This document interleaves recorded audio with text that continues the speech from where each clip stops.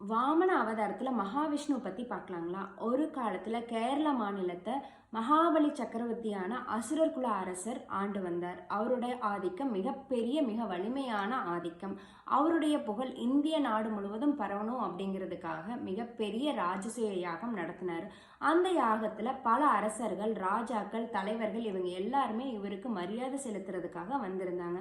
அந்த யாகத்துடைய ஒரு சடங்கா யார் எதை கேட்டாலும் கொடுப்பதாக வாக்கு கொடுத்திருந்தாரு.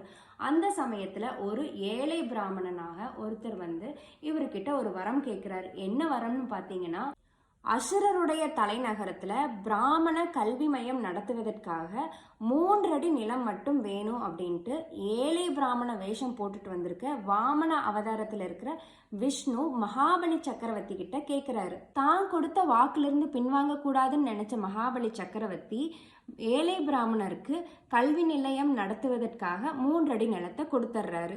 அந்த சின்ன கல்வி நிலையம் பார்த்தீங்கன்னா பிற்காலத்துல மிகப்பெரிய பிராமண நிலையமா மாறிடுது. அது சூழ்ச்சிக்கு போடப்பட்ட திட்டம்னு அசுரர்குல அறிவாளிகளுக்கெல்லாம் தெரியறதுக்கு முன்னாடியே தேவ பிராமணர்கள் சாம்ராஜ்யத்தை கைப்பிடிச்சிடுறாங்க. மகாபலி சக்கரவர்த்திய வாமன அவதாரத்துல இருக்கும் மகாவிஷ்ணு வதம் செஞ்சிடறாரு. மகாபலி சக்கரவர்த்தி தன்னோட உயிர் பிரிவதற்கு முன்னாடி ஒரு வரம் கேட்கிறாரு. ஒவ்வொரு ஆண்டும் தன்னுடைய கேரளா மக்களை பார்க்க வர வேண்டும்ட்டு வரம் கேட்குறாரு. மகாவிஷ்ணுவும் வரம் கொடுத்துட்றாரு. அப்படி கொண்டாடுற நாள் தான் பார்த்தீங்கன்னா ஓணம் பண்டிகை. முக்கியமாக பார்த்தீங்கன்னா திருக்காட்கரைங்கிற ஊரில் தான் ரொம்ப சிறப்பாக கொண்டாடுறாங்க. ஏன்னு பார்த்தீங்கன்னா மகாபலி சக்கரவர்த்தியை அங்கே தான் வதம் செஞ்சாங்க. இதுதான் ஓணம் பண்டிகையோட வரலாறாகும். இந்த வீடியோ உங்களுக்கு பிடிச்சிருந்தா சப்ஸ்கிரைப் பண்ணுங்கள், லைக் பண்ணுங்கள், உங்கள் ஃப்ரெண்ட்ஸ் கூட ஷேர் பண்ணுங்கள். தேங்க்யூ.